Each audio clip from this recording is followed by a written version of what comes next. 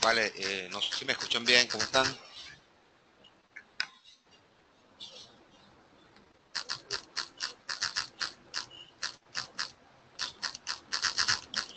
Ok, déjame subir un pelo aquí el audio del micrófono.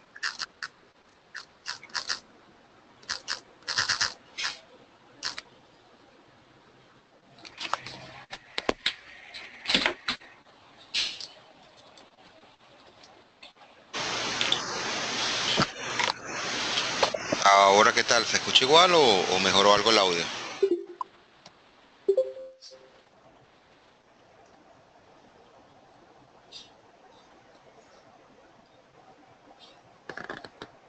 Ok, fino.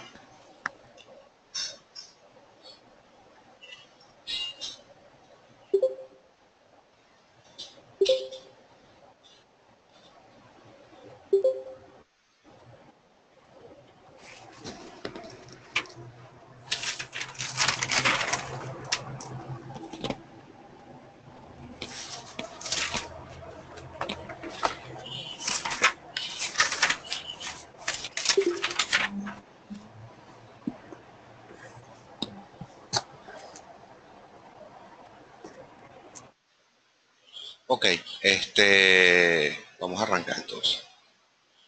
Vamos, siguiendo con lo que hemos visto, vamos ahora a continuar lo que ya es el flujo turbulento en el caso de tuberías. No escuchas nada, Peggy. ¿Los demás me escuchan? Entonces debe ser una configuración en el equipo tuyo, Peggy.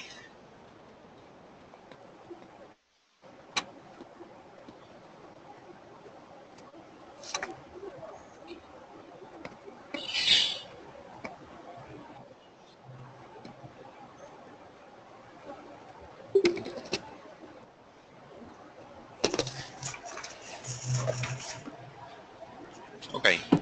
Eh, bueno, vamos a continuar con lo que hemos visto durante el semestre. Vamos a ya entrar de lleno en lo que es el flujo turbulento en tubería. Recuérdense que hemos trabajado hasta la hora con un flujo laminar, ¿ok?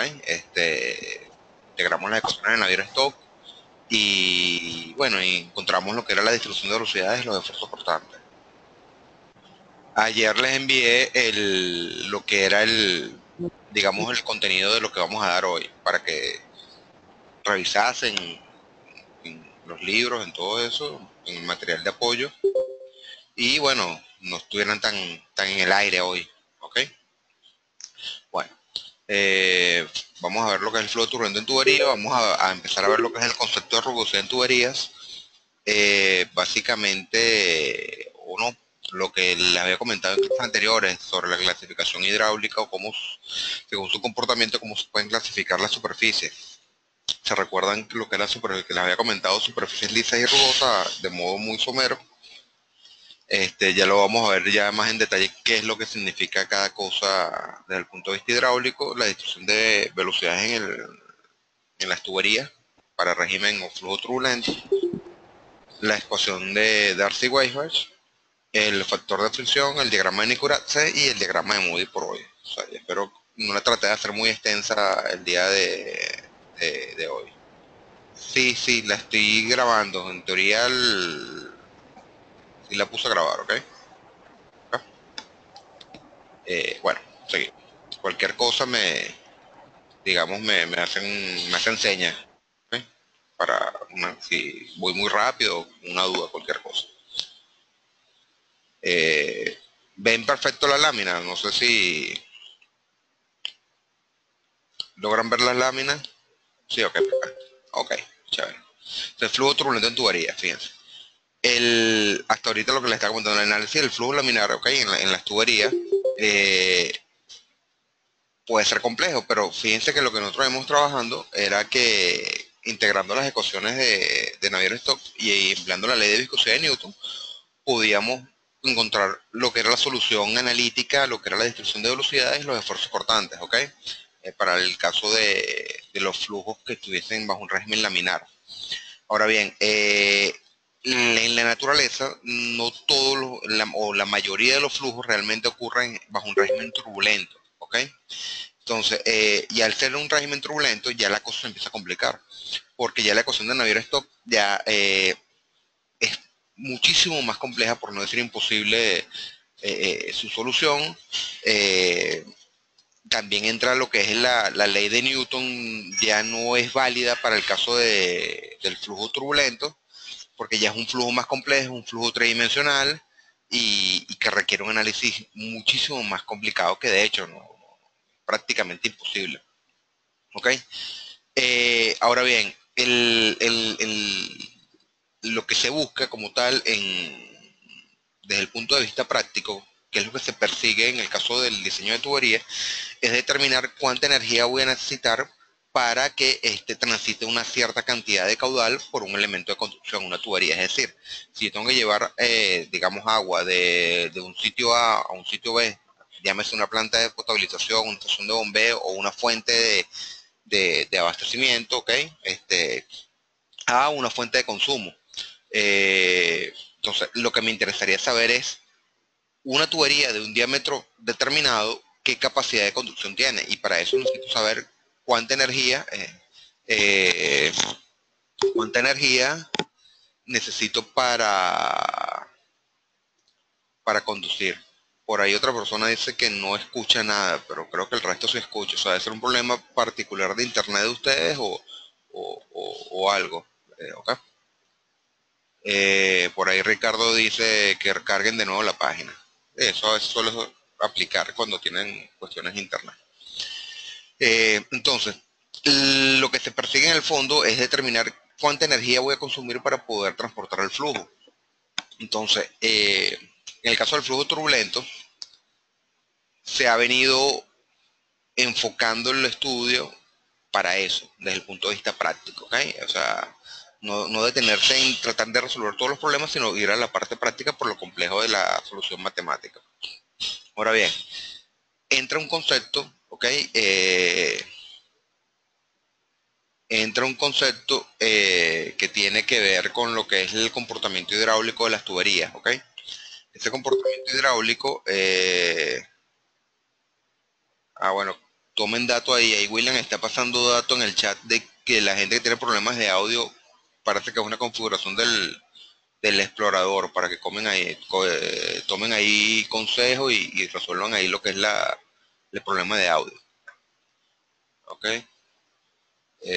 Bueno, la superficie lisa o hidráulicamente lisa, la superficie hidráulicamente rugosa, no tiene que ver en sí cómo es el acabado de la superficie.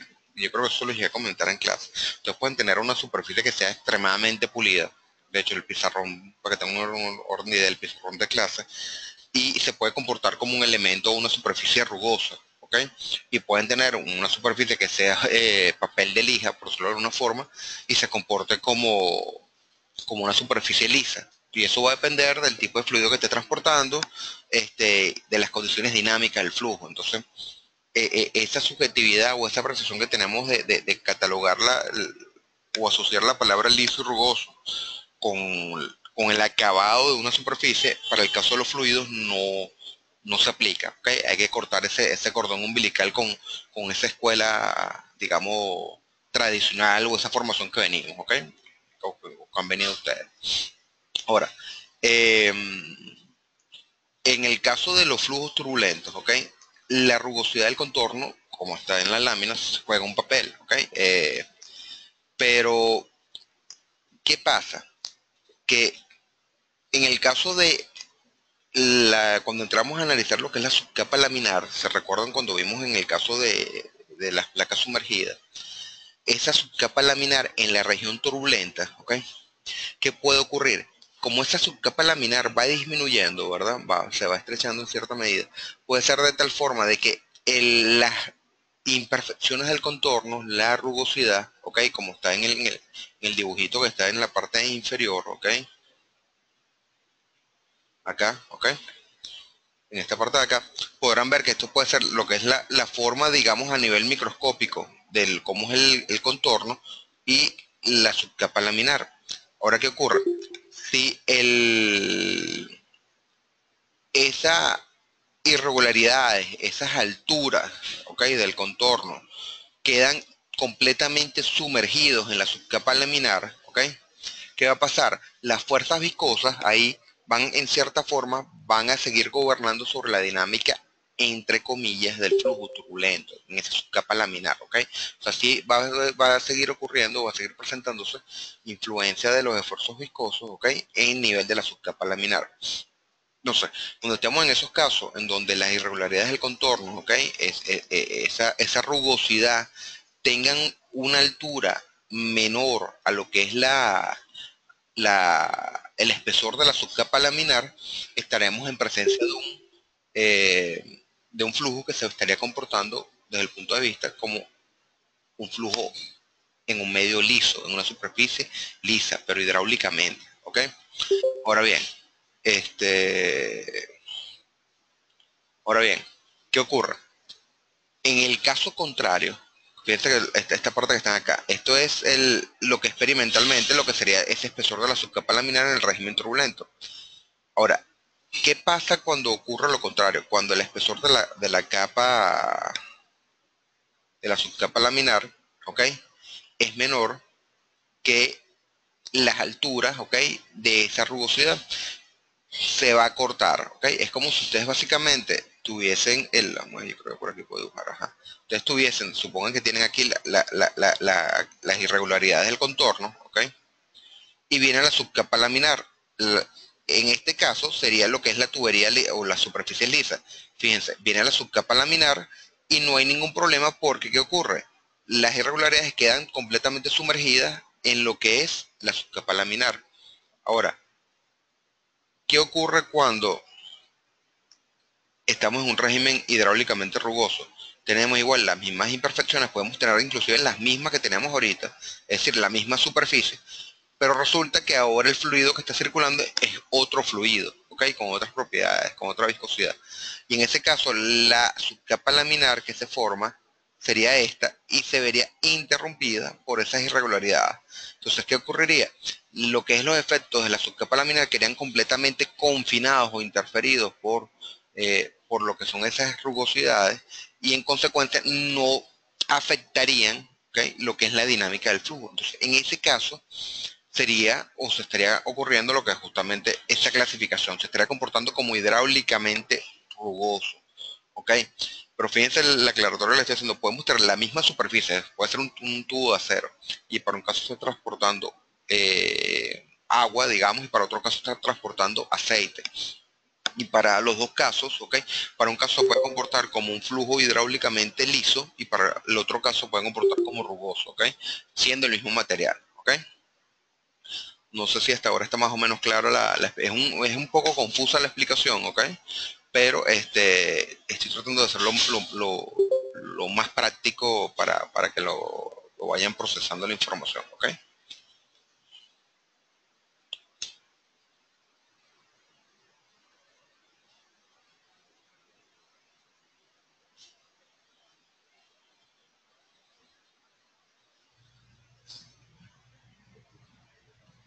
Yeah. Ok, aquí.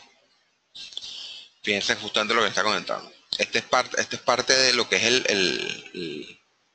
de lo que tengo en el blog de notas, ¿ok? Que tienen en el Dropbox, algunas imágenes que recorté, que básicamente, ¿qué es lo que dice? Que cuando los efectos de la rugosidad del contorno es amortiguado por esfuerzos cortantes, ¿ok? Viscosos, existentes en la subcapa laminar, esta se comportaría como una superficie lisa. Cuando esto no ocurre, las ecuaciones anteriores no son válidas, ¿ok? ¿Cuáles son las ecuaciones anteriores? Ya vamos a ver ahorita, recuerden que esto es un extracto del blog. Las ecuaciones a que se refieren son las ecuaciones de Nicurat y de Kalman-Plant, ¿ok? Para régimen liso, que lo vamos a ver ahora. Ya que la turbulencia generada por la rugosidad supera los esfuerzos viscosos y con ello desaparece la subcapa laminar, que es lo que les estaba comentando. Cuando es rugoso, la subcapa laminar deja, digamos, en cierta forma de existir porque todas esas imperfecciones, todas esas irregularidades intersectan la subcapa laminar, ¿ok? Ahora bien, cuando la tubería es lisa, para ver, por aquí hay una pregunta, pero ya va. Ahora estoy aquí yo tratando de averiguar cómo hago para ver esto más grande, cómo me muevo en el chat. Ya va, vamos a ver la pregunta de Luis. Ya va, no, si usa Chrome, ya va, a ver. Es según la viscosidad, Nazaret. No, Nazaret, no es según la viscosidad, depende de múltiples factores. O sea, tú puedes tener que el mismo fluido, ¿ok? Bajo ciertas, porque va a depender de qué, de cómo se ha desarrollado esa subcapa laminar. O sea, es un concepto que no es, digamos, unidimensional, no depende de una sola cosa, no depende de la viscosidad, o no depende de la superficie, o no depende de la velocidad, depende de múltiples factores. De hecho, depende en el fondo es del número de Reynolds. Quien esté en el fondo jugando ahí también es el número de Reynolds. Y depende, por supuesto, de la viscosidad, depende de la velocidad del flujo, y depende también de qué, de la superficie. Luis Rociano, que nos preguntó, cuando la tubería es rugosa como tal, como las tuberías de acueductos de Tubrica, estas siempre trabajan hidráulicamente rugoso. ¿Tubrica cuál es? ¿De qué material es, Luis? Si me puedes decir. ¿No me escuchan? ¿Me dejaron de escuchar o me están escuchando mejor ahora?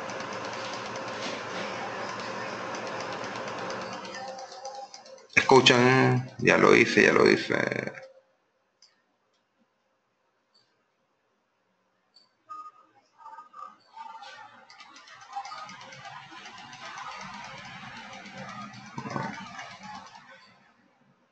Uy, ya lo que pasa es que tampoco en la ventanita del chat por lo menos no me ayuda porque es mínima. Entonces no veo los mensajes del chat, no los veo muy bien. Ya volví a cargar la página, escucho, si se escucha, si se escucha, ajá, ahí está todo el mundo diciendo que ahora bien. Ajá, Luis, aquí está Luis, acá me quedé en Luis Rociano. Ajá, tu brica que es PAD, tu brica es PVC, perdón. Ah, Luis.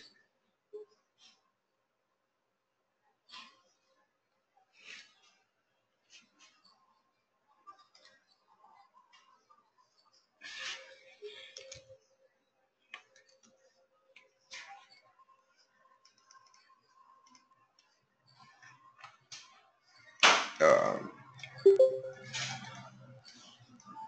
antes se escuchaba mejor, vamos entonces a volver como estaba.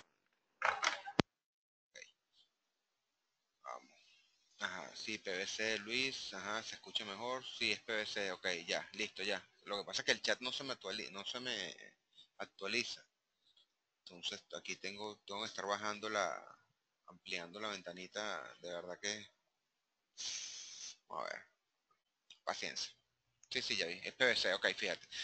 Generalmente las tuberías de PVC se comportan como tuberías hidráulicamente lisas, ok, generalmente, ok, presentan una rugosidad muy baja. ¿Ok? De hecho, salvo que el fabricante nos dé la rugosidad, se puede considerar que la rugosidad es igual a cero, tiende a ser cero, porque son tuberías hidráulicamente lisas, ¿ok? K igual cero. Que entra en juego la ecuación que está aquí en la lámina que están viendo ahora aquí, ¿ok? ¿Qué pasa? Carmen y Brandt determinaron la ecuación de velocidades para tuberías hidráulicamente lisas. Entonces, este término que ven allí, que es U asterisco, esta es la velocidad de corte, ¿ok? En este caso, ¿se recuerdan la velocidad de corte, lo que hemos visto? La velocidad de corte, igual acá, y esto es velocidad de corte. Y, ¿quién es Y? Es la dirección medida en el sentido perpendicular al flujo, ¿ok? Entonces, si yo tengo una tubería, o tenemos una tubería que se esté moviendo, vamos a cambiar el color, aquí está, bueno. Tenemos una tubería y el flujo es en este sentido, la dirección Y sería en la dirección normal, ¿ok? Sería la dirección Y, ¿ok? Eh, el término que está aquí es la viscosidad cinemática. Y bueno, aquí le tienen simplemente expresado como en términos de neperiano, logaritmo base 10, ¿ok? Es básicamente la ecuación. ¿Pero qué permite esta ecuación? Permite calcular la distribución de velocidades. ¿Se recuerdan que todo lo que hacíamos en la parte de flujo laminar era tomar las ecuaciones de Navier-Stokes, determinar las condiciones de borde e integrar, ¿ok? ¿Para qué? Para obtener quién? Este señor que está aquí, lo que es la distribución de velocidades, ¿ok? Ahora bien, eh,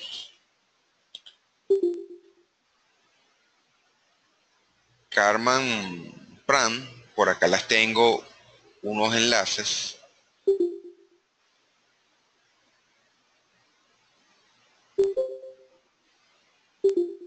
donde quienes fueron Karman.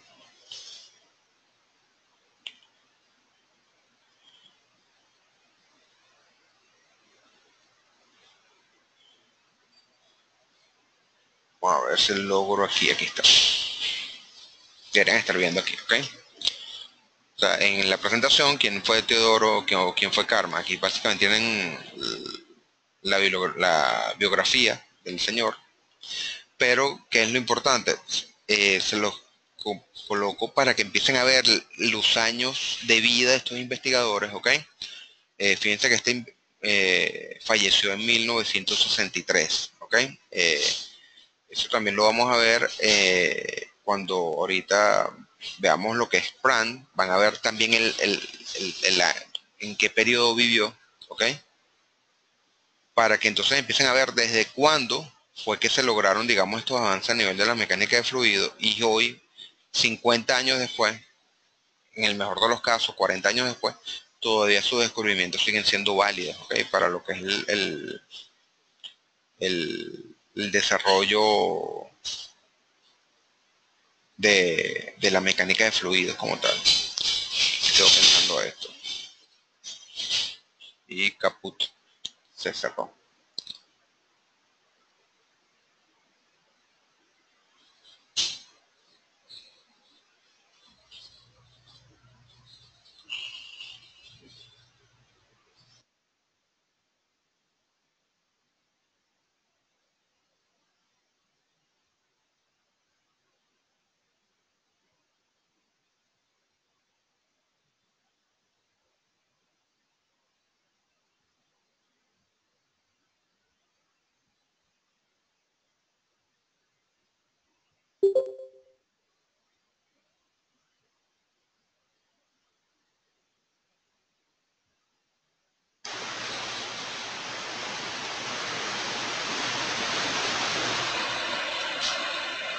Ajá, ya volví, lo que se quedó colgada la presentación.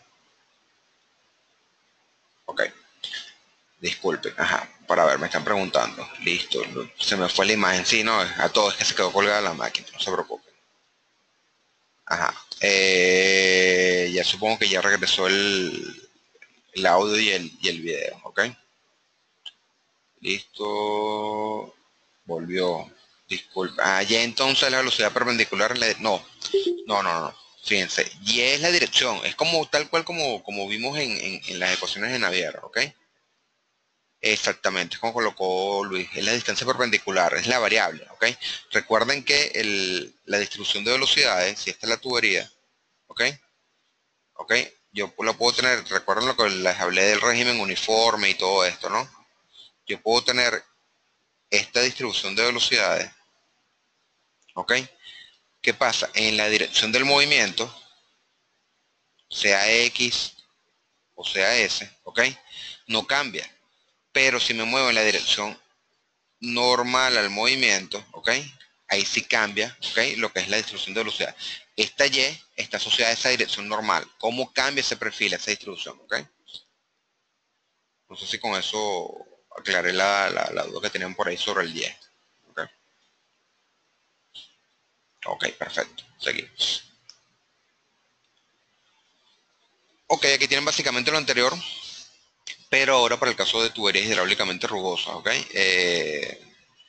Tienen las ecuaciones, ¿ok? También van a tener esta presentación se las voy a pasar, van a tener los enlaces para que vean la biografía de estas personas. No le voy a volver a dar no vaya a ser que no vuelva a colapsar la presentación. Pero en la presentación que les voy a pasar en el archivo van a tener los links. ¿Ok? Eh, pero fíjense que a diferencia de la anterior, aparece en las ecuaciones el término K. Vamos para la anterior. Fíjense la anterior que era. Básicamente tenía lo que era el velocidad de corte, que dentro de la velocidad de corte, ¿quién está involucrado? El número de Reynolds, ¿ok?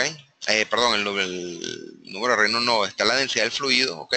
Y el esfuerzo cortante, pero fíjense que aquí está la viscosidad como tal, es la variable, que es lo que tiene que ver con en este caso, con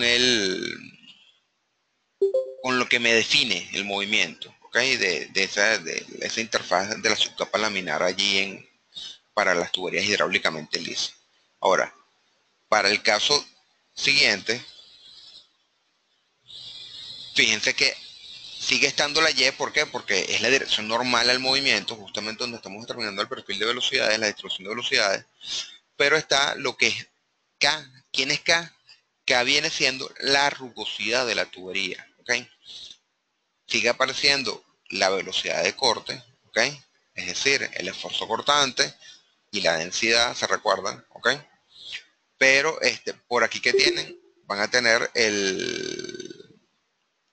lo que es la rugosidad, o sea que ya, como lo que estábamos hablando, al ser hidráulicamente rugoso, ¿qué ocurre? Esas perturbaciones de la superficie, ¿okay? Esas irregularidades, interfieren y cortan la subcapa laminar, entonces ya pasan a intervenir y deben ser tomados en cuenta a la hora de calcular la distribución de velocidades.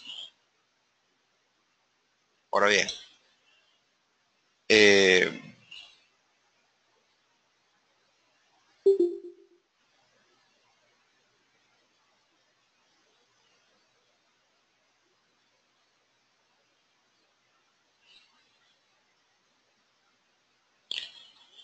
aquí, bueno, les presento unos valores. Sí, es totalmente distinta, Luis. Esta rugosidad acá es totalmente distinta al factor de fricción. Sí. La rugosidad lo que te viene en cierta forma a definir cómo es el material. No te preocupes, Jessica. Jessica Luisana. Eh, ok, la rugosidad que está acá, ok, ¿quién es? Es, vamos a ver, aquí lo van a ver, aquí. Ven aquí el dibujo de las irregularidades. ¿Lo están viendo? En la parte inferior de la lámina. Aquí. Esto que está aquí. Esto tiene unas alturas, ¿ok? El K viene siendo, si yo lograse hacer esto, fíjense que aquí es irregular, ¿verdad? Pero yo pudiese sacar una altura promedio, ¿verdad? De todas estas irregularidades. Esas alturas promedio, esa altura promedio es el K. Es decir, yo puedo, esto que está aquí, si yo lo agarro y lo dibujo, ¿verdad? Si yo tengo esto, ¿verdad? Que es, digamos que es la irregularidad.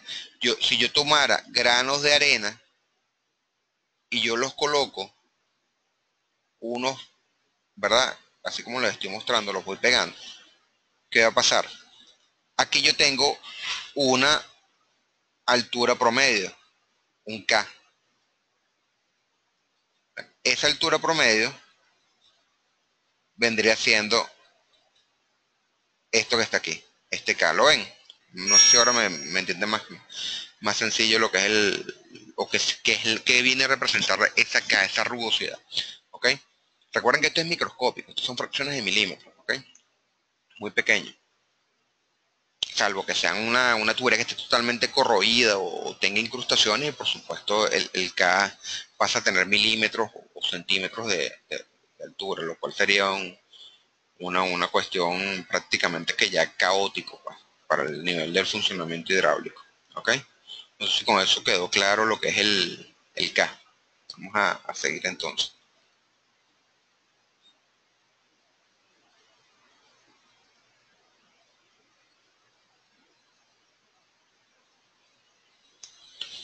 Ok. Ok. Esto esto que está aquí son los valores de K, está representado en centímetros, ¿ok? Generalmente se presentan en milímetros. Lo que pasa es que donde tomé la fuente donde tomé estos valores los tenían en centímetros y lo que hice fue literalmente copiar los valores, ¿ok? Entonces tienen algunos materiales, o sea, concreto. Ah, pero fíjense, aquí ya empezamos a ver unos problemas. No es un valor único. O sea, dice concreto de 0,03 centímetros hasta 0,3 centímetros. Hierro fundido, ¿ok? Hierro galvanizado, acero remachado, acero comercial, por colocar algunos, ¿ok? Entonces, fíjense que el K de por sí ya empieza a variar. Entonces ya se nos empieza a complicar la cosa. No es un valor único, porque va a depender de qué, del estado del material. Si el estado del material está bueno, está nuevo, está en buen estado, cuál es en el caso del concreto, cuál es el acabado final. O sea, ustedes que ya están viendo materiales de ensayo, ustedes pueden colocar un encofrado, ¿verdad? Pero ¿cómo es el encofrado? Si el encofrado no cumple ciertas características, el concreto cuando quiten el encofrado puede presentar porosidades, ¿verdad? Entonces esas porosidades son irregularidades. Entonces hay distintos niveles de acabado en el caso del concreto y de hecho la norma Covenin para el caso de la Covenin hidráulica, para el caso de estructuras hidráulicas especiales, llámense aliviaderos, hay una especificación para el acabado final, o sea, cuál es el tamaño de esas irregularidades para prevenir que ocurran cavitación en lo que es el aliviadero de una presa por las altas velocidades y esa cavitación originada por quién? Por las irregularidades de la superficie. Okay. Con las ecuaciones anteriores, ¿ok? Si las integran tomando como o sustituyendo el valor de Y, ya colocándolo en coordenadas cilíndricas, es decir, tomando la R minúscula como el radiovector, es decir, medido desde el eje, ¿ok? Y el R mayúscula viene siendo el diámetro del cilindro, ¿ok? El radio, perdón, de la tubería, se puede integrar, ok, las ecuaciones, sustituir las ecuaciones anteriores para determinar lo que es la velocidad media. Integrándose, recuerden que las ecuaciones anteriores, ¿qué eran? Las ecuaciones anteriores nos daban era la distribución general de velocidades, ok, en una sección cualquiera.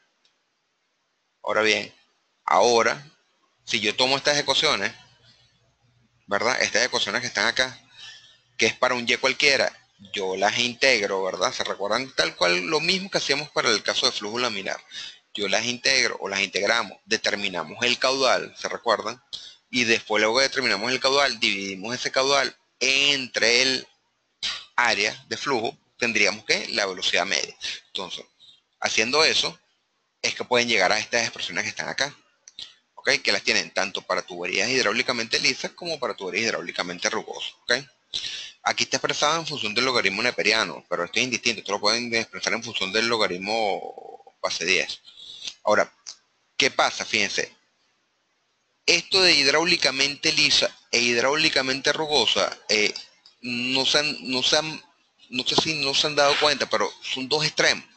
O sea, o es blanco o es negro, básicamente. O sea, o se comporta como una tubería hidráulicamente lisa, o se comporta como una tubería hidráulicamente rugosa.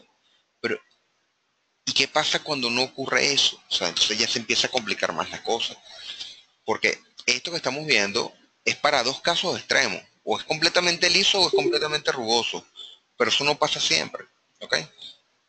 Entonces, más adelante vamos a ver unos gráficos que tienen que ver con justamente con eso. En ese afán de lo que les dije al principio, de determinar cuánta energía necesito para que el flujo se desplace, Darcy y Weisbach, ¿okay? Derivaron la ecuación para determinar las pérdidas de energía en una tubería circular, que es la que ven acá, que es HL. ¿Okay? HL, ¿quién es? Es la caída de altura pisométrica, la pérdida de carga, ¿okay? Que sufre una circularidad entre un flujo que circula en una tubería entre dos tramos, ¿okay? Entre dos puntos en dos secciones, y en un tramo particular. Entonces vamos a tener lo que es el factor de fricción, F, que aquí entra vuelve a aparecer. Fíjense que el factor de fricción no lo habíamos visto, ¿ok? Salvo en la parte inicial que se hablaba algo de factor de fricción. Empezamos justamente a meter o a presentarle el concepto de tuberías hidráulicamente lisas, tubería hidráulicamente rugosa, rugosidad de la tubería. Y bueno, ya aparece una expresión que nos muestra el factor de fricción. Entonces, las pérdidas que determinaron Darcy y Weisbach mediante experimentos, mediante experiencia, que la pérdida de carga en una tubería o la pérdida de energía, ¿okay?, viene dada por un factor, que es el factor de fricción que multiplica la longitud del tramo, que es L, que es el que está justamente a continuación del factor de fricción. La carga de velocidad, fíjense que esto es b cuadrado sobre 2g, esto que está aquí, como está escrito aquí en la ecuación, esto que está aquí, es b cuadrado sobre... Simón pregunta si el resto escucha. Sí, sí escucha el resto. No, Peggy está... Ok. Entonces, vamos a ver, ¿será que yo les tengo? No, no es que yo los inhabilité, ¿verdad? El audio no se puede inhabilitar para que ustedes me escuchen. No, eso no, ya por aquí ve. Ok, volviendo. Fíjense, tenemos el factor de fricción por la longitud del tramo, por la carga de velocidad B. Recuerden que esta es velocidad media, B cuadrado sobre 2G, entre D, que es el diámetro del tubo. Entonces, F es justamente el factor de fricción. El factor de fricción es un término adimensional, ¿ok? Carece de dimensión. Si ustedes hacen un análisis dimensional de todo lo que está ahí, ¿ok?, van a ver que esto al final queda en metros. O sea, eso va a ser o metros o pies, dependiendo del sistema de unidades que van a traer. Pero la pérdida de energía, como una altura, es la caída de la altura pisométrica, va a venir expresada en unidades de longitud, ya sea pies, metros, centímetros, milímetros, pulgadas, dependiendo de cómo estén trabajando, ¿ok? Ok. Eh, ¿Qué pasa? Y eso se los dejo a ustedes como asignación, ¿ok? No se iban a salvar de eso aunque fuera una presentación. Quiero que investiguen esto. O sea, se ha determinado que el factor de fricción cambia con el tiempo en las tuberías, efectivamente, ¿ok? Entonces, quiero que se lean en lo que es en el libro de tuberías a presión del profesor Manuel Vicente Méndez. Ese tema lo desarrolló bastante bien porque consultó diversos autores y logró condensar en un solo texto, ¿ok?, en una sección del libro, justamente eso. Y bueno, en la próxima clase vamos a hablar de eso, de qué fue lo que ustedes leyeron de justamente eso, cómo cambia o cómo varía el factor de fricción con respecto al tiempo en las tuberías, ¿ok? Al tiempo de instalación.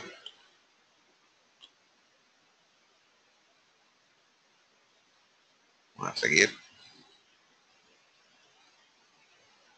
Ok, este básicamente es un repaso violento de las que hemos visto en las clases anteriores. No solamente por el desgaste, Luis, el caso del factor de fricción. El libro ya les voy a escribir por el chat, ¿ok? No es por el desgaste, porque pueden haber que se generen incrustaciones, ¿ok? Tú puedes tener que decir que la tubería se puede desgastar, ya sea por abrasión o por un efecto de corrosión química, ¿ok? O sea, puede haber abrasión o corrosión, pero también puede haber o puede ocurrir que en las tuberías ocurran incrustaciones, algo que se llama tuberculización, que aparezcan como tubérculos, ¿ok? Este, es bien complejo la cuestión. Puede ocurrir de deposición o por si el agua presenta extrema dureza, pudiese crear incrustaciones, sobre todo para cambios para temperaturas altas, ¿ok? El libro, ya les voy a colocar ese tuberías a presión, creo que es el nombre, si no me falla la memoria. y es de, el autor es el profesor Manuel Vicente Méndez, ¿ok? Es el autor. Ese es el libro, ¿ok? Ahí hay un punto, una sección que él desarrolló extremadamente bien. De hecho, es raro conseguir en otros libros de texto un desarrollo de ese tipo sobre este tema, porque es lo que les digo, se tomó la molestia de consultar diversas bibliografías y condensar eso en un solo sitio. Entonces, porque cuando lean eso se van a dar cuenta que determinar cómo cambia ese factor de fricción con el tiempo, en cierta forma es subjetivo, depende del especialista que lo esté analizando. Entonces, es complicado. Eh, eh, Nazaré, existen muchos factores. ¿Qué me quieres decir con...? No te entiendo muy bien la pregunta.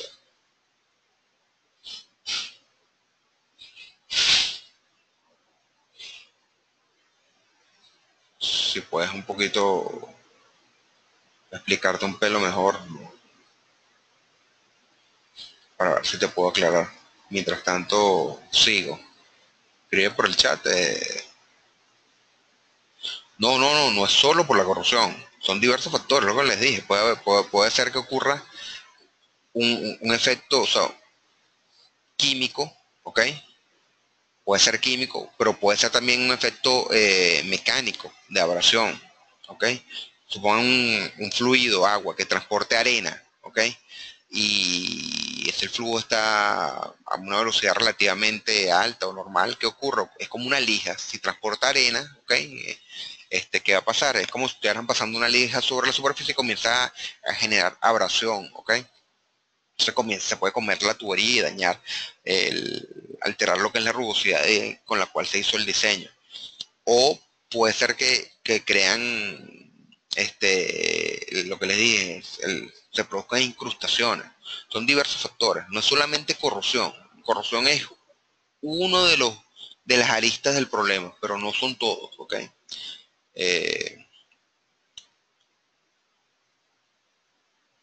entonces, volviendo por acá. Aquí tienen lo que son algunas ecuaciones que hemos visto en todo lo que fue el flujo laminar. ¿Okay? Básicamente tienen la ecuación de Hagen-Poiseuille, tienen el esfuerzo cortante, tienen la de Hagen-Poiseuille por acá. Tienen varias ecuaciones, ¿okay? Que vimos a lo largo del semestre para los distintos casos de flujo, sobre todo para el caso de flujo en tuberías. ¿Okay?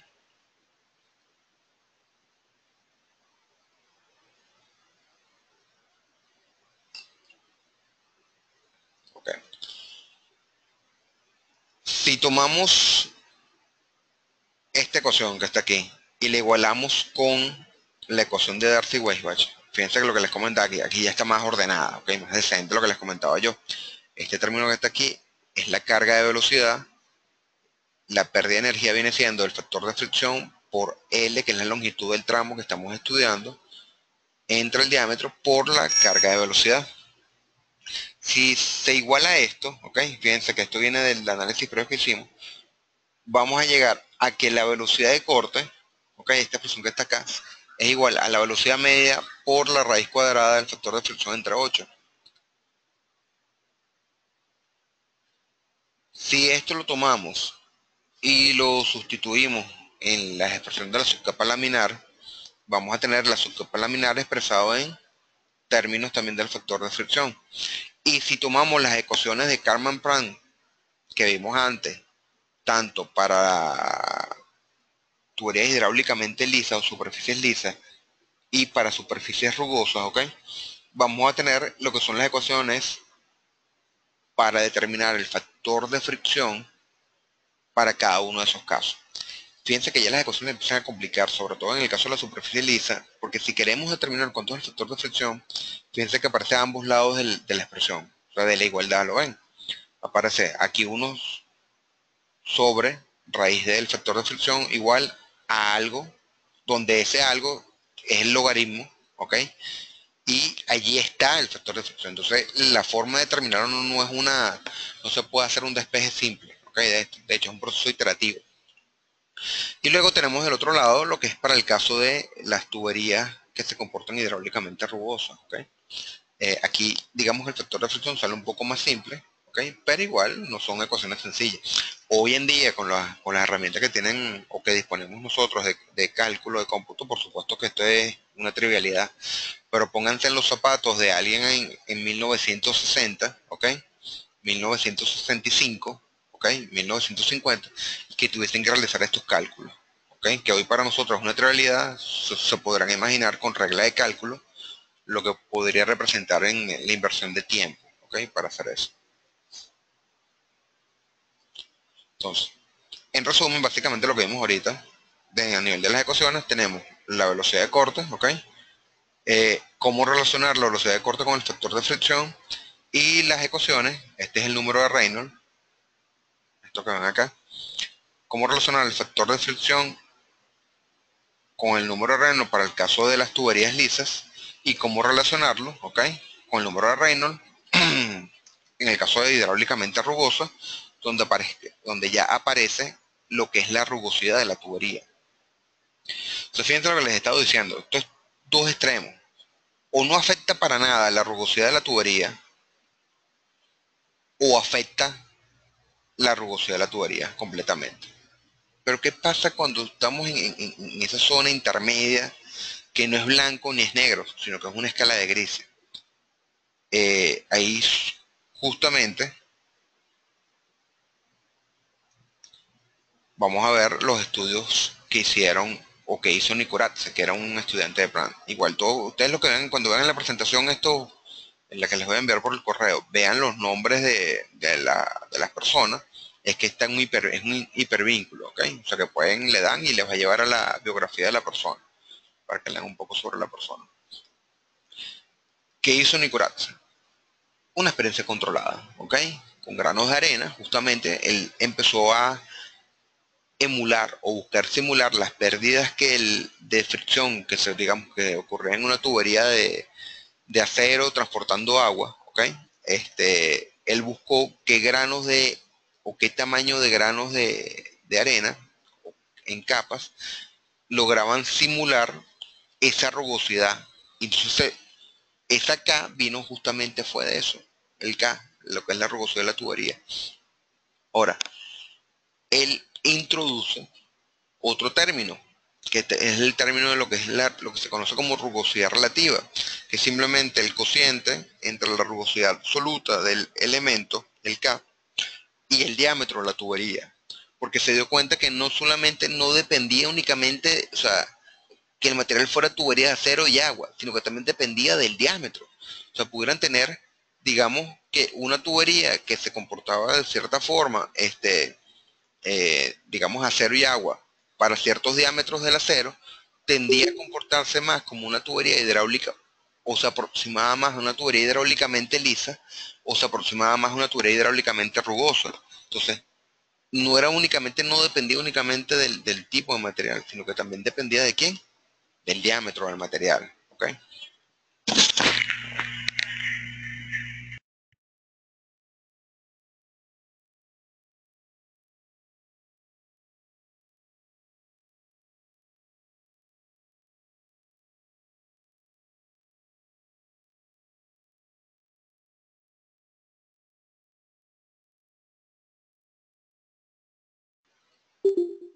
Ya, un problemita aquí. ¿Me escuchan ahora?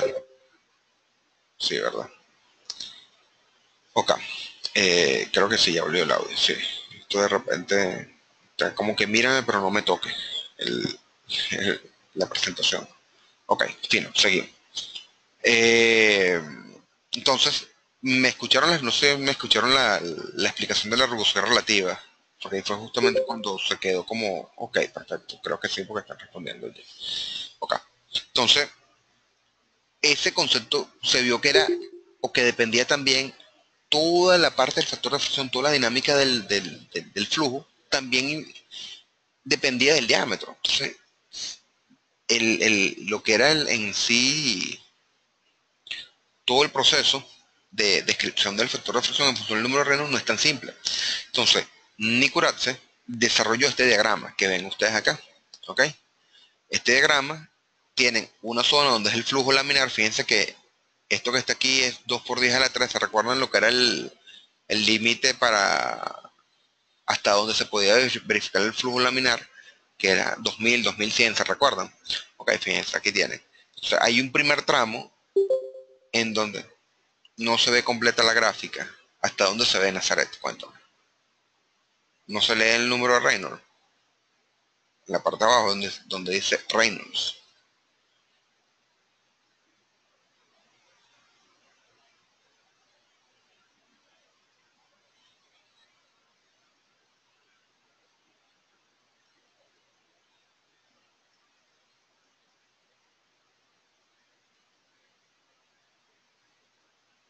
Hasta los valores del eje X. Ok, chévere, no hay drama. Les escribo acá. O sea, ven, me imagino que lo que entiendo, ven hasta acá.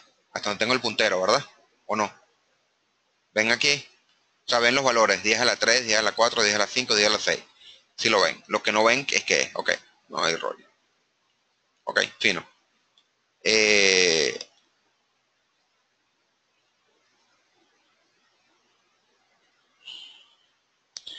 este eje que ven acá es el número de Reynolds. ¿Ok? Esto que está aquí es el número de Reynolds. Entonces tienen esta línea punteada equivale a Reynolds igual 2000, que es justamente el flujo. ¿Flujo qué? Aquí que se estaría verificando para un Reynolds igual o menor a 2000. ¿Quién me escribe por allí por el chat?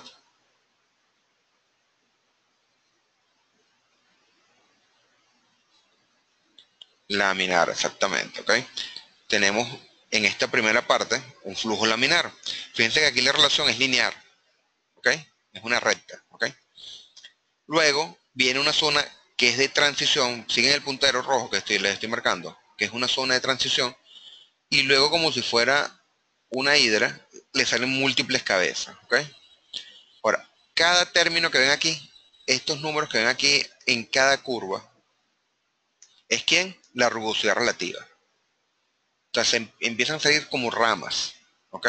A lo que es la gráfica, donde relaciona el factor de fricción, que lo ven en el eje y en el eje X es el número de Reynolds. En la parte inferior tienen lo que pasa es que aquí no se ve borroso, pero este es smooth, este es liso. La parte inferior corresponde a tuberías hidráulicamente lisas, ¿ok? Entonces fíjense, lo que yo les comentaba, la parte de tuberías rugosas está, digamos, es una curva superior. Quedaba con las dos ecuaciones anteriores, que eran para hidráulicamente liso y para hidráulicamente rugoso, quedaba todavía un vacío de esa zona de grises. Teníamos blanco o negro. ¿Y qué pasaba con los grises? Entonces Nikuratse se tomó la molestia experimentalmente de justamente de graficar cómo variaba el factor de fricción en función de quién, de la rugosidad relativa y también del número de Reynolds, y logró construir esta gráfica. Esto fue un gran avance también en lo que fue en la mecánica de fluidos.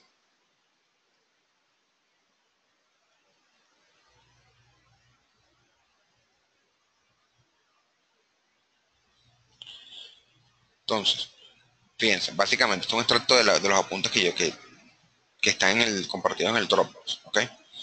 Entonces, en experiencia de teoría circular, ¿qué es lo que estamos viendo? ¿Qué se dio cuenta? Que para Reynolds menor o igual a 2000, el factor de fricción es lineal, ¿ok? Es una recta, que es igual al factor de fricción a 64 entre el número de Reynolds. Luego, ¿ok? Para el número de Reynolds mayor a 2000, es decir, cuando se inicia la turbulencia, es decir, está graficando la zona de transición del flujo, logró determinar lo que vimos acá. La zona de transición, aquí la tienen, la zona de transición, y aquí es cuando ya el flujo está, digamos, el flujo turbulento está plenamente desarrollado, ¿ok? Se ha desarrollado, ya dejó la fase de transición y ya se desarrolló lo que es el flujo turbulento.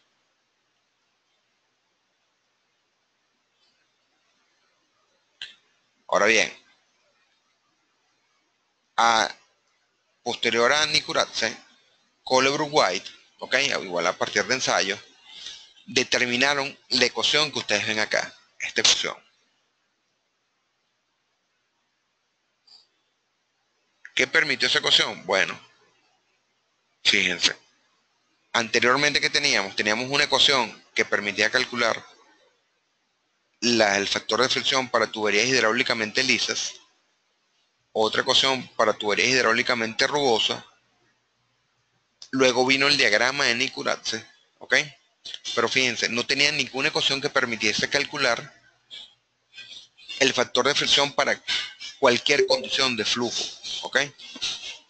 Entonces, Colbert White desarrollaron esta ecuación que ven acá, donde aparece el factor de fricción a ambos lados de la igualdad, ¿ok? No solo eso, sino que fíjense que ya no es blanco o negro, sino que dentro de la ecuación,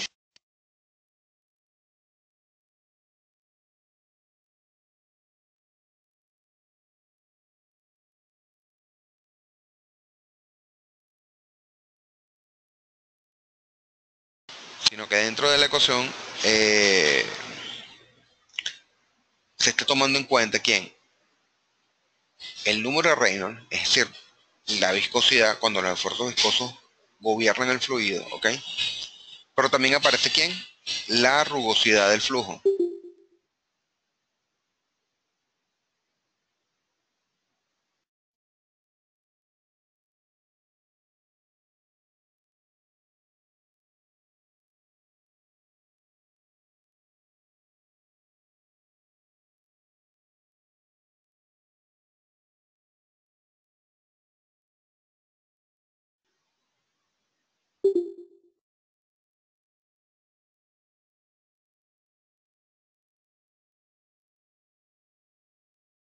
Y ahora, ¿me escuchan?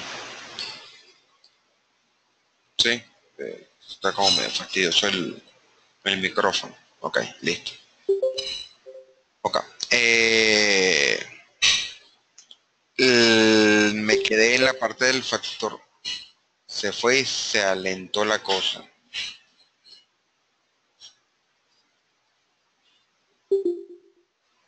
Ok, el factor de fricción, fíjense esto que está acá. El factor de fricción aparece en ambos términos de la expresión. Ya se complica. Pero lo que les estaba comentando, aparece el número de Reynolds, es decir, la viscosidad, los esfuerzos viscosos, y aparece la rugosidad de la tubería. Que en cierta forma, pónganse a ver, ¿quién es esto? Esta es la rugosidad relativa, justamente el término.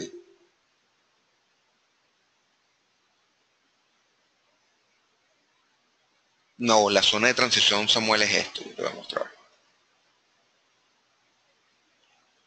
La zona de transición es, ¿qué pasa? ¿Qué ocurría? ¿Te recuerdas en la parte de lo que vimos en la primera clase? Flujo laminar, en el caso de tubería, luego venía un flujo o una zona de transición, ¿se recuerdan? Entre un Reynolds de 2000 y 4000. Y a partir de 4000 venía lo que era el flujo turbulento. Esta zona de transición es entre Reynolds de 2000 y Reynolds de 4000. ¿Okay? Eso vuelvo para acá. Entonces, esto que está aquí, K sobre D, ¿quién es? Es el inverso de la rugosidad relativa. Justamente lo que Nikuratse introdujo acá, ese concepto. ¿Ok? Entonces ya, ¿qué pasó? La ecuación de Color Uruguay, la ventaja que tuvo esta ecuación de Color Uruguay fue que, a diferencia de las ecuaciones de Karman y Pran, ¿qué hacían las ecuaciones de Karman y Pran? Cubrían estas líneas que ven acá, otra línea que va por acá arriba, ¿ok? Rugoso, liso, pero toda esta zona que estaba aquí quedaba sin que nadie la pudiera determinar. Luego, Nikuratse, ¿qué hizo? Consiguió o logró construir estas curvas, pero esto era gráficamente. ¿Cuál fue la innovación que presentó Color White? Bueno, que esas curvas dejaron de ser curvas y pasaron a ser una ecuación, y esta ecuación, ¿ok? Describe toda la región del flujo. O sea, no se limita únicamente a que el flujo sea hidráulicamente liso o hidráulicamente rugoso o para un Reynolds mayor a 4000, no, no, sino que cubre toda la región del flujo, toda, ¿ok? Entonces, esto fue un avance dantesco, o sea, gigantesco en lo que es a nivel de la mecánica de fluidos también, en el cálculo. Pero también, si se ponen a ver, hoy en día, aún es complicado, pero con las calculadoras que tienen ustedes y las computadoras, este, en cierta medida es trivial resolver este sistema de ecuaciones, ¿ok? O lo que es esta ecuación mediante método de iteración. Pónganse en los zapatos de los ingenieros hace 50 años atrás, ¿ok? Que tenían que diseñar las redes de tubería, los sistemas de tubería empleando esta ecuación. Entonces, ¿qué pasó? Prácticamente posterior a lo que apareció la ecuación de Color-White, años después, apareció lo que fue el diagrama de Moody. Entonces, ¿qué pasó con el diagrama de Moody? Logró representar de forma gráfica todas las condiciones, ¿ok? Es decir, el factor, ¿ven esta gráfica la ven completa o también la ven cortada? ¿Ven en la parte inferior que dice Reynolds number? ¿Sí lo ven? En la parte inferior.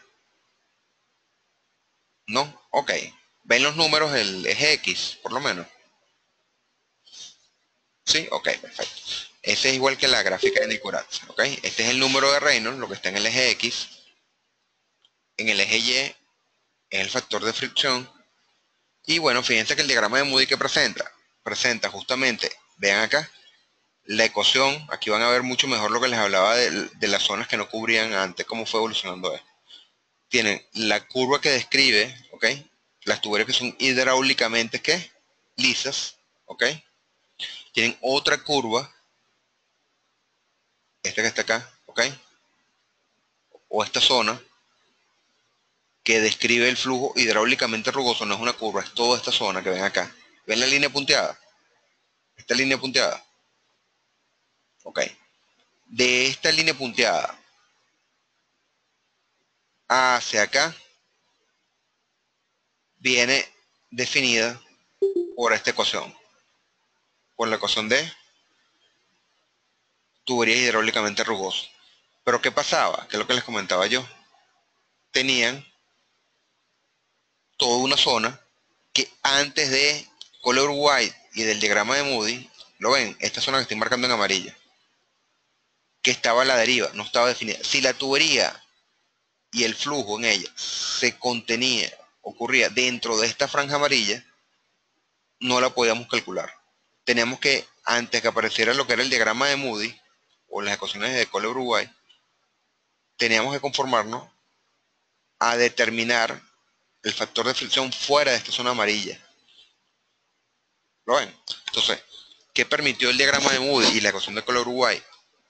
Terminar de llenar ese vacío que existía. Y ya se podía determinar gráficamente,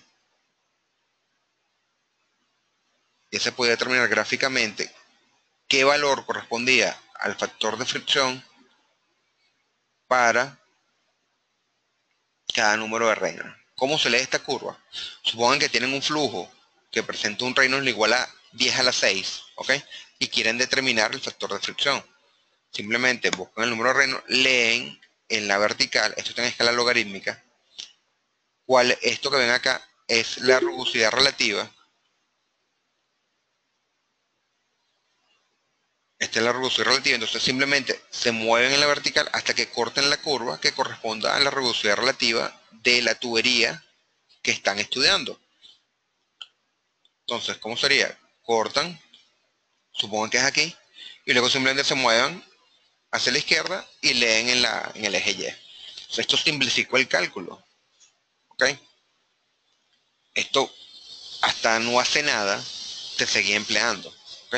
Porque el no usar el diagrama de Moody implicaba que tuviéramos que usar esta ecuación que está acá, la ecuación de Color-White, que la solución es de forma iterativa, ¿ok? ¿Qué pasó después? Bueno, que en 1976, o sea, estamos hablando de hace 41 años aproximadamente, un señor de apellido Swami propuso una aproximación a la ecuación de Cole-Uruguay para calcular el factor de fricción, que es la que ustedes ven acá. Perdón, que es la que ven acá. ¿Qué permitió esto? ¿Qué diferencia le ven ustedes en esta ecuación que está aquí con la de Color White. ¿Qué creen ustedes que ocurrió? Vean esta ecuación y vean la simplificación que propuso Swami en 1976.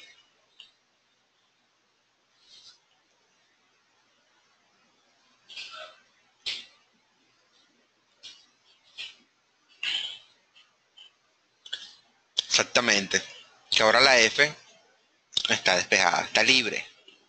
Todavía es complicada la ecuación en cierta medida, porque pues, es logaritmo de algo elevado al cuadrado, pero, oye, no es lo mismo que yo tenga a ambos lados de la ecuación el factor de fricción y dentro del logaritmo a como está ahora. Ahora, ¿qué ocurrió? Que esto fue una aproximación a la ecuación de Color-White. Entonces, ¿qué se determinó? Que la diferencia entre el factor de fricción calculado por la ecuación de Swami y la de Color-White no superaba ni el 2 ni el 3%. Entonces, volvemos a caer en lo que les he recalcado en las clases. Una de las cosas como ingenieros que van a tener que saber cuándo deben considerar todas las cifras o cuándo pueden darse el lujo de despreciar algunos términos. ¿Okay? Entonces, si estamos hablando de un sistema de aducción, vamos a suponer, estamos bombeando, el diseño es con 100 metros, vamos a suponer, de diseño, 100 metros de columna de agua, que si yo lo calculo por Color Uruguay me va a dar 100 metros y si lo calculo por Suami me va a dar 98 metros, eso es prácticamente lo mismo al momento del diseño de determinar la potencia del equipo. ¿Ok? O sea, de determinar la potencia del equipo, eso no va a afectar prácticamente nada lo que es la compra y el dimensionamiento del equipo.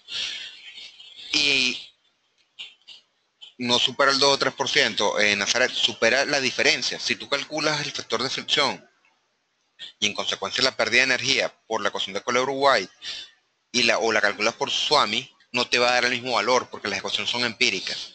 Pero ¿cuál va a ser esa diferencia? El 2 o el 3%. O sea, si tú calculas por la ecuación de Color Uruguay el factor de fricción, supongamos que te va a dar, o la pérdida de energía, para no hablar del factor, supongamos que la pérdida de energía te da 10 metros de pérdida de energía. ¿Ok?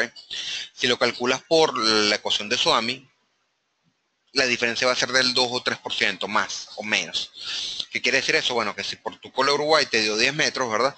Por Swami te va a dar, ¿cuánto? O 10,2 o 9,8 metros de pérdida de energía. Eso es prácticamente lo mismo. ¿Lo ves?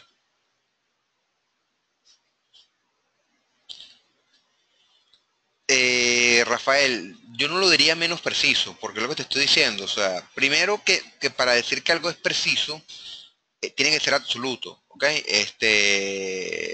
O sea, si yo resuelvo la ecuación de forma analítica, esa sería la solución precisa al problema. Pero recuerda que tanto Cole Uruguay como Suami, todo lo que estamos viendo en flujo turbulento, son ecuaciones obtenidas de forma empírica, experimentalmente. Entonces, ninguna es una solución absoluta, ¿ok? O sea, ninguna es totalmente cierta, o ninguna es más válida que la otra, ¿ok? Que permitió que si justamente, al ser ecuaciones empíricas, ¿ok? Y ya estar comprobada que la ecuación de Color White es válida, ¿qué fue lo que se verificó? Bueno, si ya la ecuación de Color White me satisface lo que son, determinar el factor de fricción para el flujo, para el flujo en tubería, bueno, si yo voy a emplear otra ecuación, ¿qué tanto difiere esa ecuación con respecto a la que ya yo tengo validada? O sea, una ecuación que ya tenía prácticamente 30 años, ¿ok? Cuando salió la de Swami con respecto a la de Color Uruguay, fueron 30 años de diferencia. Entonces, claro, si yo tengo 30 años de diferencia y 30 años ensayando, trabajando con una ecuación que funciona, cuando surge una nueva, bueno, ¿cuál es la diferencia? Fue del 2 o 3%. Por eso no quiere decir que una sobreestime o subestime, ¿ok? O sea, puede ser que para unos casos sea mayor la diferencia para un caso o menor para otros. Es decir, puede ser que para ciertas condiciones de flujo y de material de tuberías te da que el SOAMI te sobreestima las pérdidas por un 2%. Pero puede ser que para otras condiciones de flujo sea con la Uruguay. ¿Ok? Ajá, Jessica. A ver, más o menos para comparar. ¿Cuándo sabemos cuándo tenemos que utilizar una o la otra? Hoy en día, cualquiera es válida. Cualquiera es válida. Lo que pasa es que, como les digo, o sea, hoy en día el dejar de utilizar una ecuación o la otra por una cuestión de cálculo no tiene sentido, porque tenemos las calculadoras, la programación, las computadoras, y el tiempo de cálculo que tenemos que invertir para resolver eso es prácticamente despreciable. Ahora, pónganse ustedes, hace 40 años atrás, donde tenían que hacer todo esto por reglas de cálculo, imagínense que tener que calcular por la ecuación de Swami o por la ecuación de Cole-Uruguay temblando. Entonces, exactamente, así es, Rusiano, así es. Pero sí se puede, hermano, créame, ¿ok? Eh, entonces, ¿qué pasó? Suami cuando se presentó esto fue prácticamente como si hubiésemos aprendido de hacer los vuelos, digamos, de viajar por barco. Fue la presentación del avión, digamos, de alguna forma. Se redujo el tiempo de viaje. O sea, puedes seguir viajando, digamos, por barco entre continentes o puedes tomar un vuelo, ¿ok? Entonces, en vez de días de viaje, pasaron a ser horas de viaje. Y hoy en día, con la tecnología que tenemos en las calculadoras, inclusive con la calculadora de panadera, ¿ok? Esto es prácticamente el tiempo de cálculo es nulo, ¿ok? Y con la ecuación de Cole Uruguay simplemente es iteración, ¿ok? Es un poquito de tiempo, pero no es tan complicado.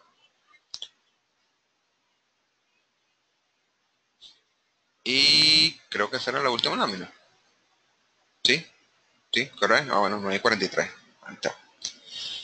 Bueno, para no saturarlos más por hoy, eso es correcto. Tengan fe en su calculadora panadera.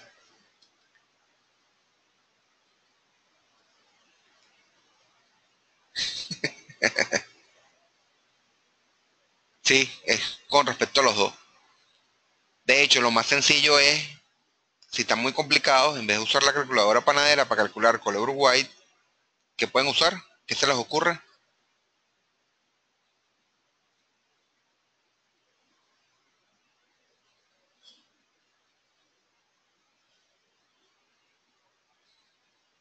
Pueden usar Swami, como por ahí propone Ariadne, eso es correcto. O como dice, se me fue el nombre del joven de los Valles del Tuy, el apestoso Chubi, usar el diagrama de Moody. Israel, exactamente. Eh, ok. Entonces, bueno, queda de ustedes criterio, o sea, o se lanzan en caída libre a usar la ecuación de color Uruguay sin paracaídas, ¿ok? O usan las herramientas que tengan, ¿ok? Pueden usar el diagrama de Moody, pueden usar Swami. No sé si tienen hasta ahora alguna pregunta, si quieren, hacemos 5 minutos de aclaración, si tienen alguna duda o que les explique algo nuevamente con respecto a las láminas que vimos. También se vale que lleven la estampita del santo, todo eso. Sí, pudiéramos tener mañana, justamente mañana o el lunes, como ustedes prefieran. Porque creo que mañana tienen una actividad extraacadémica, ¿no? Convocado por el movimiento estudiantil, entonces no sé si de repente voy a llegar.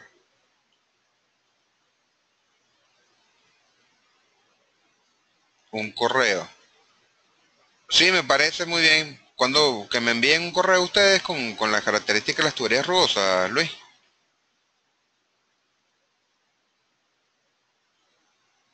Ejercicios para ir practicando.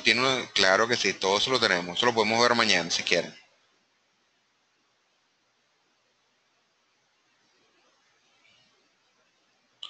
Ok, entonces podemos cuadrar mañana a la misma hora o más temprano.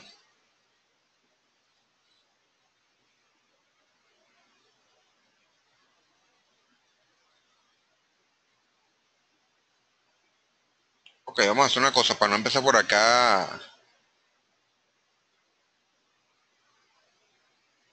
Me estoy durmiendo, por el amor de Cristo. Si ustedes son estudiantes de ingeniería, me digan que a esta hora ya se están durmiendo, ¿no?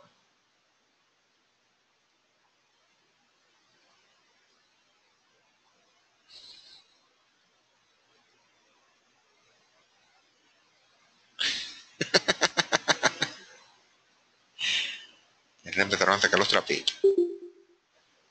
No, bueno, ahorita por el grupo del WhatsApp, terminamos de cuadrar la hora de clase, ¿le parece? Para no empezar a debatir aquí sobre eso. No sé, ¿tienen alguna duda sobre lo que vimos ahora?